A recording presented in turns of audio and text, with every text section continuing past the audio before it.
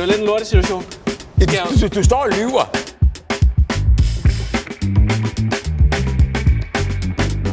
La la la la la la la la la la.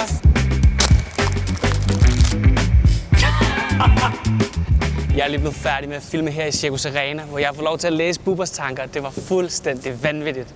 Så det håber jeg, I vil se med i. Og for en god ordens skyld, så vil jeg lige sige, at det her det er en reklame for Arena. Ikke fordi de har betalt mig, men fordi at jeg får lov til at låne den her manege.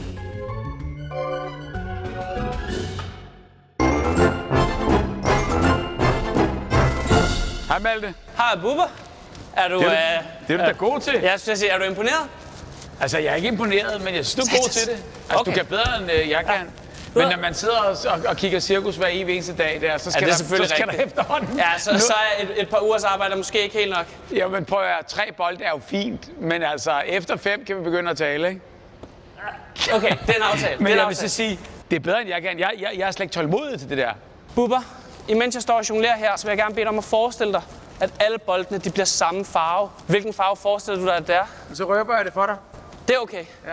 Nogenlunde samme farve som dit hår. Ligesom mit hår. Hvad er det for en farve? Orange. Orange. Nu I sagde det her lys. I det her lys. Ja, I det her lys. Ja.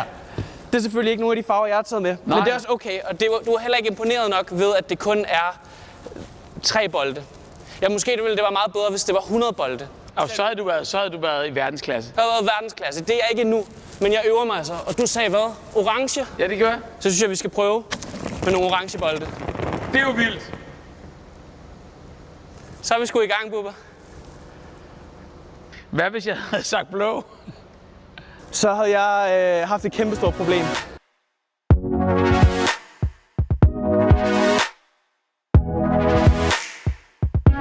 Undskyld, jeg forstyrrer. Jeg vil bare lige fortælle, at det lige nu er muligt at købe billetter til mine one-man-shows i Aalborg, Odense og København. Så hvis du vil ind og prøve at opleve nogle lige så vilde ting, som Bubber han oplever i det her afsnit, så er det altså nu, du kan købe billet. Man kan enten sikkert gøre det heroppe af ved et banner, ellers så har jeg lagt et link nede i beskrivelsen. Bubber, nu har du været i cirkusverdenen i vanvittigt mange år. Ja, det har jeg. Som jeg har læst mig frem til omkring lidt over 30. Jamen, jeg tror endda mere, fordi det var 90, jeg startede. 5. Og så har der været nogle pauser. Ja. Men altså ja. Okay, så det er vanvittigt mange år. En af de det er ting, sindssygt mange. Jamen, det er nemlig det, så jeg forestiller mig også, at du må have prøvet alt muligt vanvittigt. Ja. For en af de ting, jeg nok forbinder allermest med cirkus, det er sådan noget som, altså, ting, der er farlige. Jeg tænker, der er farlige, og ting, der er på en eller anden måde overraskende. Det er altid det der med surprise-elementet i det. Ja. Det her med, at man sidder og forventer noget, så sker der noget helt andet. Præcis. Eller det her med, at folk kan noget helt ekstremt. I forhold til de farlige numre, Ja. har du så prøvet at lave, nu ved du har været sprækspejlmeister og sådan noget, har du lavet ting, der har været farlige før? Ja, altså det har jo været sådan, så på den måde tænker jeg jo bare, hvad er det her værd at risikere mit liv? Ja. Og hvor man selvfølgelig sådan godt kan kalkulere, at det er det ikke. Nej. Men jeg har stået lige præcis der, hvor vi står nu, i sådan en drome. Sådan en stor, rund cirkel, eller hvad sådan noget. En drome, ja, en hel kugle. Ind i en kugle. Så starter en motor, så lukker de kuglen ned, så kommer der sådan en rampe ud af den, så kommer der en motorcyklist her. Til så var der 4 motorcyklister, der lå og kørte sådan der, diagonalt af hinanden. Og det er jo fuldstændig et mønster. Det er fuldstændig sindssygt. Og der er motorcykler overalt på mig. Det kan lige lade sig gøre, men man mærker det der hver gang. Ja. Den der, hvor de kører forbi. vindpusten. Og de sidder jo med hjelme og det hele. Jeg står bare som en sprækstejlmeister i det tøj. Og de kører bare rundt om mig alle steder der. Og der tænker man bare, hvis en skvatter de alle sammen, og så ryger de lige ned over mig. Ja. Og apropos det med at være farligt, så synes jeg også, at jeg har jo brug for at lave noget, der er farligt nu, hvor jeg står her i Cirkus Arena. Altså 4 madpakker. Lige præcis. Farlige. Farlige madpakker. Okay, vildt. Hvis du kigger ned i den, Bubber, så kan du se, at der i hver en er sådan en lille træklods med et lille hul i. Altså det er de der sådan en musefælde, hvis man ikke vidste bedre. Og det her, det kommer til at blive en form for musefælde. Jeg kalder det for en maltefælde. Og det går egentlig ud på, at du får lov til at låne det her søm. Og så om lidt, så kigger jeg den der vej. Ja. Og så vil jeg gerne bede dig om at vælge en af poserne, hvor du tager træklodsen og putter sømmet oveni. Og stikker den tilbage igen. Jamen, du snakker om farligt. Farligt. Det er farligt for min hånd. Du får sømmet. Ja. Jeg går den her vej. Og jeg putter, og de er identiske og så videre. De er identiske. Så når du har gjort det og puttet dem i, så tager du bare lige og folder alle poserne 2 gange. Sådan her ned. Ja. Bare så de, ligner hinanden. Ja. Godt. Når du har puttet den i den pose, du ønsker at have den i, så tager du ellers bare, og siger til. Ja, det vil jeg gøre. Nu har vi snakket meget om den.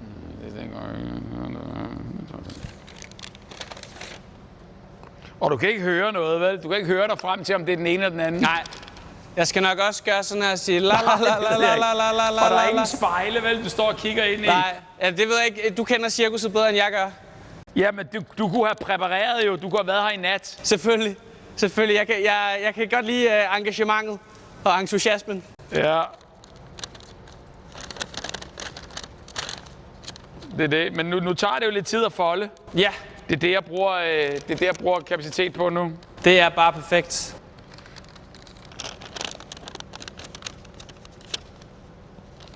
Godt. Kan jeg vende mig rundt nu? Du kan vende dig rundt. Perfekt. Og nu står jeg bare her, fordi jeg tænker, det er også misdirection for dig. Absolut. Bubber, må jeg ikke låne din højre hånd? Perfekt. Så jeg bare må holde den sådan her. Super. Godt. Her til at starte med, der skal du bare tænke på, hvor det er, den her er. Ja. Du skal selvfølgelig ikke sige noget. Så hvis du bare tænker på, om den er herovre.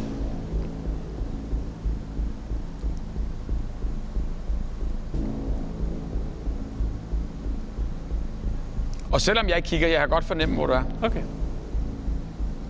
Jeg føler ikke, der sker så meget her. Okay. Så er du 3. Lad os prøve igen. Hvad betyder det der? Hvad føler du i min hånd? Jeg prøver at følge din puls, i forhold til, om den går op eller ned. Så du har pulsen nu? Ja. Jamen, jeg lader mig ikke... Du er fuldstændig ligeglad, om jeg slår hånden ned over. Du Nej, har set meget værre ting. Det er selvfølgelig rigtigt. Men foreløbig, så er det jo nu... Ja.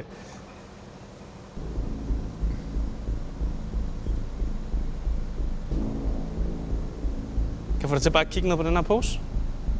Kig ned på den her. Og den. Jeg tror, den her er god.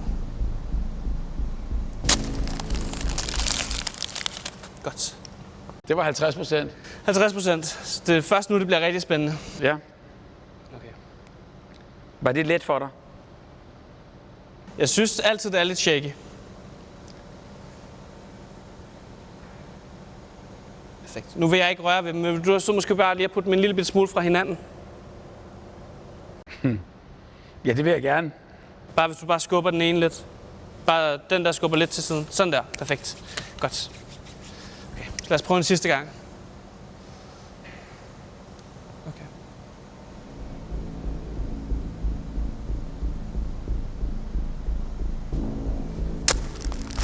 Det var satans.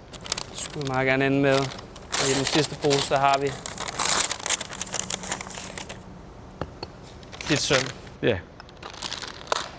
Men apropos det her, der kunne være gået galt. Ja. Så vil jeg faktisk gerne måske prøve at bede dig om at tænke på en oplevelse, du har haft tidligere hen. En oplevelse, du tidligere har haft, hvor noget har været ved at gå galt. Men selvfølgelig ikke er gået galt. Men en eller anden cirkusoplevelse, du har haft, hvor at du har haft den der, gud, nu er det ved at gå galt det her. Og det skal meget gerne være noget, som jeg ikke bare vil kunne have researchet mig til frem i medierne eller sådan noget. Hvis det er muligt. Nej, men nu er det så lang tid siden det her, så Ja. den vil jeg godt. Ja. Okay. Men bare for at være sikker, så det her det er noget, du finder på i sekundet. Det er ikke noget, jeg har tidligere bedt dig om, at du skal tænke på et eller andet særligt eller noget. Det er noget, du finder på lige nu. Ja. Det er ikke noget, du tænker, jeg har snakket om de sidste rigtig, rigtig mange år, i så fald, hvis det er noget, der er sket for lang tid siden. Nej, altså ikke noget, som du kunne have stødt på, tænker jeg. Okay, så det er ikke noget, jeg vil kunne vide noget om. Nej, det tror jeg ikke. Super. Jeg vil gerne bede dig om at tænke tilbage på den her oplevelse. Og så vil jeg gerne prøve at få dig til at koge det her ned til 1-2 ord, hvis det er muligt. Du skal ikke fortælle mig, hvad det er, selvfølgelig. Altså bare 2 ord, men Ja, det skal jo ikke ord. beskrive det for meget. Jo, det skal nemlig være noget, hvis du skulle, kunne opsummere hele den her oplevelse i 1-2 ord. Ja. Vil det være muligt? Ja. Så hvis du bare tænker tilbage på den her gang, bare forestil dig de følelser, der gik igennem dig. Ja. Måske forestil dig, hvad du ser. Jeg forestiller mig, at du måske står inde i managen, da hvad end der sker, sker. Okay. Jeg står lige derovre. Du står lige derovre? Står her. Okay.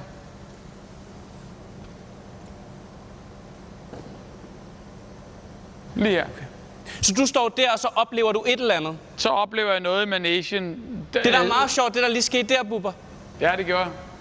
Det er, du gør sådan her. Det, der skete lige her, og begynder at kigge opad. Det handler om et eller andet i højderne. Det er det gør. Mennesker de er altid nemmere at læse, når de ikke ved, at de er ved at blive læst. Det er det. Og jeg tror, det er det, du ramte ind i der. Jo, men det er jo fordi, vi kommunikerer jo. Altså, man kommunikerer med hele kroppen jo. Altså, det er jo det, vi gør. Præcis. Det er jo ikke en telefonsamtale, det her. Og det er det nemlig ikke, og det er jeg egentlig også glad for. Bubber, jeg prøver at skrive noget ned her. Ja. En eller anden idé, jeg har. Ja. Okay, hvis du skulle prøve at beskrive den her oplevelse. Prøv at forestille dig, at du står tilbage dertil. Vil du ikke være så at fortælle, hvad der skete? Oplevelsen og det, der skete, det var, at vi havde noget, der hedder dødshjul. Og et dødshjul er ligesom, hvis du kan forestille dig indmaden af en vaskemaskine i menneskelig kæmpe størrelse, hvor der kan stå et menneske indeni. 2 sådan nogle centrifuger her på en stang, hvor udgangspunktet er, at balancen er, at der er et holdepunkt i midten. Så svinger den aksen, den svinger rundt sådan der, hvor der står en menneske der, og går ind i det der tredje hjul der, for ligesom at hele tiden være op og ned. Og når den så kører på fuld skid, så hopper de så ud på det, der hedder dødshjulet, og går ud på ydersiden. Og der kan du ikke have longshot, du kan ikke have net, du kan ikke have noget, fordi det hele er i et stort virvar. Og der skal han så hoppe, og på en eller anden måde, der lander han forkert, så det ene ben ryger ligesom ud af balance og ned. Og han prøver så at få fat, og prøver hele vejen op fra, altså det er 12 meter oppe. Han prøver hele vejen ned af det der lykkehjul, mens det kører, og får fat og bliver hvirvlet rundt. Og til sidst ender han, bum, lige der, hvor du står. Voldsom. Det var en voldsom oplevelse. Ja. Dødshjul. Dødshjul. Hed det? Ja. Hedder det? Nu bad jeg dig om inde i hovedet at prøve at koge det her ned til 1-2 ord. 2 ord. Hvad endte du med at koge det ned til? Frit fald. Til frit fald? Der var frit fald. Altså, en ting er, at jeg kiggede op, og en ting er, at vi ikke talte særlig meget om det inden. Altså, det var en beskrivelse af det her, men det var jo i sådan... Han havde aldrig noget at ligesom gribe fat i. Nej. Så det var et frit fald for 12 meter deroppe. Vildt nok. Du er dygtig. Tak.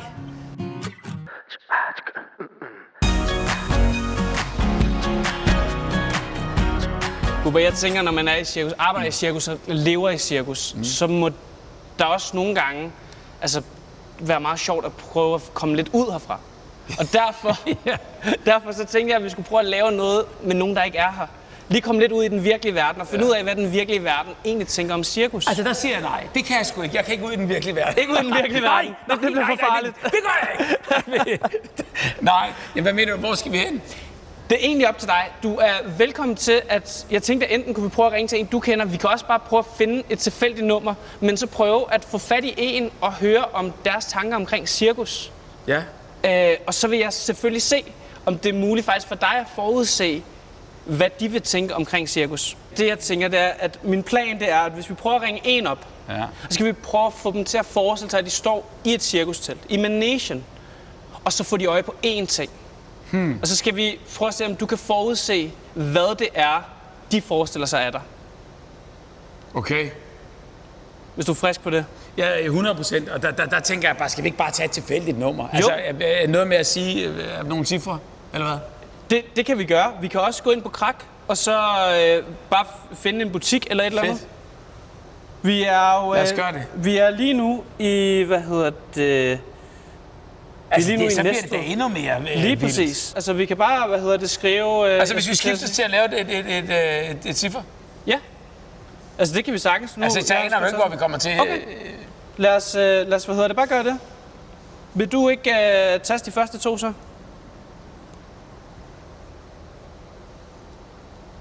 Perfekt. Hvis du skulle forestille dig, hvad en fremmed, nu hvor vi ringer til en fremmed, hvis du skulle forestille dig, hvad en fremmed vil se i et cirkus, hvad tror du så, at en fremmed vil forestille sig at stå her i managen? Jeg tror altså 100%, altså på en eller anden måde, at når man er udefra, intet har med det at gøre, måske har det været lang tid siden, man har været i cirkus og alt muligt der. Altså, folk siger altid dyr. Dyr? Ja, det er dyr. Altså, Hvilket tror, dyr? Jamen, jeg tror sådan en elefant. Og så den helt gamle generation, hvis vi fandt på det der, de vil også måske sige løver.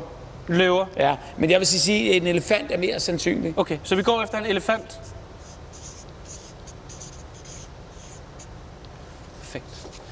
Så Bubbers bud. Ja. En elefant. Nu må vi se, hvor mange gange vi skal ringe, for vi kommer igennem til et nummer. Ja, men det er jo fint nok, at nu fik vi det skrevet, men nu ved jeg jo godt, hvad der sker. Eller det kan jeg godt forestille mig. Mm. Nu ringer vi op til et fuldstændig tilfældigt nummer, og det er jeg slet ikke i tvivl om, fordi det er vi jo nu her bare plottet ind. Må vi lige håbe, at vedkommende tager telefonen. Mm. Men nu har vi skrevet elefant. Nu foregår telefonsamtale med, at du blander dig, ikke? Jeg kan godt lade være med at blande mig, hvis det skal være. Fordi der tænker jeg, der er din opgave nu jo at få vedkommende til at sige elefant. Ja. Så du vil jo notche på en eller anden måde. Jamen, men Bubber, vi kan godt gøre, jeg ikke prøver at sige noget. Det ved jeg ikke, men... Ja, det synes jeg, vi skal gøre så. Fordi... Ja, du tager... Fordi hvorfor skulle... Nu ved du jo, hvad det er. Vi kender begge to resultater, vi skal nå frem til. Vi skal bare ikke sige det til nogen. Men så kan du jo komme ind baglæns med det, du kan. Jamen, jeg kan godt lide, at du udfordrer mig lidt. Jeg synes, vi prøver. Jeg siger ingenting. Så hvis du bare siger, hej, du snakker med Bubber. Det gør jeg.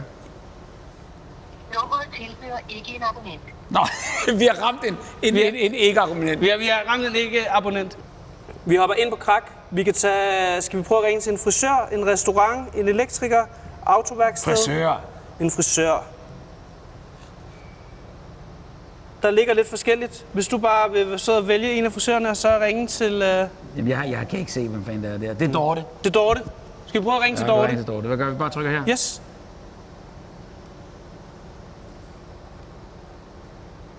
Og så kommer den op der. Perfekt, og så hold til den.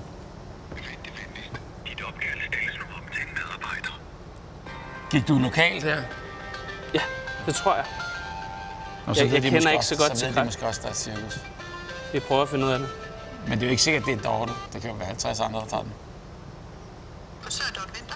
Halløjsa, Dorte Vinter. Mit navn det er Bubber. Jeg står i Cirkus Arena, og vi er ved at optage noget. Så din stemme, den er på YouTube nu. Okay. Godt. Undskyld, vi forstyrrer. Det er fordi, jeg står sammen med Malte, og Malte, han er magiker, og det er bare lige for at teste ham, om han kan det, han siger nu. Han siger, for jeg har nemlig sagt, hvad du vil sige lige om lidt. Det har jeg ligesom fundet ud af den blå, uden jeg anede, at det var dig, jeg skulle ringe til. Okay. Så jeg stiller dig et spørgsmål om et lille øjeblik. Og jeg har sagt til ham, at han skal sgu ikke blande sig, fordi så får han dig til at sige noget, så vil det være ligesom ude, ikke? Så nu har jeg sagt, at jeg står i et cirkus, og det gør jeg. Nu skal du forestille dig, at du kommer ind i det her cirkus. Ja. Og så skal du forestille dig, at du kigger ind i cirkus. Du står udefra i managen og kigger ind i managen. Og det er ligesom, kan man sige, kriteriet, det er bare, hvad er det første, du så ser? Hvad forestiller du dig, du ser, når du står der i det her cirkus og kigger ind i managen? En hel masse lys. Lys. En masse lys, var det, du sagde? Det er fuldstændig rigtigt, Dorte. Det er fuldstændig rigtigt. Prøv at skide godt. Tusind tak, fordi vi måtte låne dig. Tusind tak. Det her, det kommer på YouTube. Jeg skal nok sende dig et sms, når det er. Og så kan du se det virke. Tak skal du have. Hej. Så står du og lyver. Det var lidt en lortesituation. Du står og lyver. Ja, det blev nok lidt tættere på telefonen. Hvor er vi henne nu med lys? Men hun har jo ret. Altså, der er lys. Der er lys, og jeg kan da også godt se, at det er det, man ser. Men opgaven var jo, at jeg vidste, jeg kunne få hende til at sige det, hun sagde, og det kunne jeg så ikke. Nej. Jamen, det er ikke altid, det virker. Det er jo også, når jeg ikke får lov til lige at lave en indflydelse. Men det er fint nok, Bubber. Det er fint nok. Nu ved jeg ikke, om du har lagt mærke til min telefon. Men jeg har et... Du har et cover? Jeg har et cover. Jeg har nemlig lavet sådan en lille post-it note. Og så vil jeg gerne bede dig om at folde den op. Jeg er ked af, at forsøget gik galt. Men selvfølgelig siger personen ikke en elefant. Det er selvfølgelig... Der er meget mere oplagt med lys. Jeg burde have vidst det. Jeg burde have vidst det, Bubber. Og jeg glemte det lige i momentet. Der glemmer jeg simpelthen, hvad der skal til at ske. Men altså, jeg er lige så imponeret. Jeg ved ikke, hvad der vil være frit fald eller elefanten der. Det er ret vildt. Tak. Og Bubber... Men det har du lavet, inden vi snakkede sammen. Ja. Du har både gættet elefant og det, hun sagde, lys. Inden du anede, at vi skulle tale med Dorte Frisør. Søde Dorte Frisør, ja. Eller at vi havde heller ikke vekslet et ord. Det forstår jeg ikke. Det er jeg fandme glad for. Ja, fordi psykologisk kan det jo påvirke. Måske er jeg blevet påvirket til det orange. Jeg ved det ikke. Men den her har du ikke kunne påvirke nogen som helst. Det er det, jeg ikke forstår. Nej.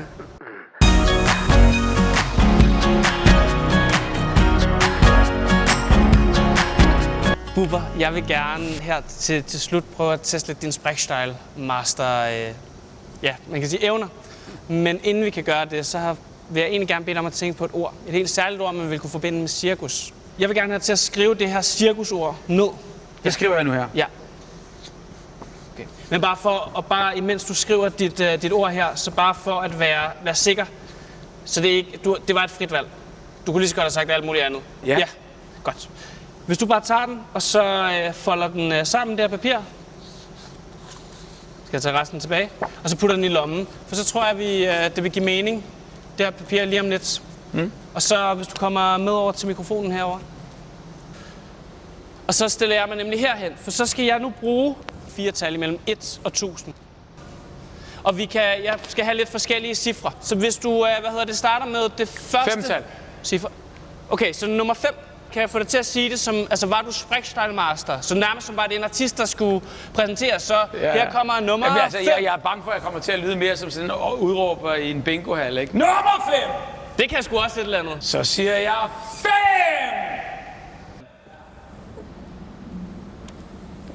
Okay, så vi starter med nummer 5. Kan jeg få et 60-cifret tal? Mine damer og herrer, gør jeg klar til et 60-cifret tal. Et 60-cifret tal! Vi skal op på 700! Woo! Det er måske også lidt højt på en bingoplade, det der, men altså, sådan er det jo. 700.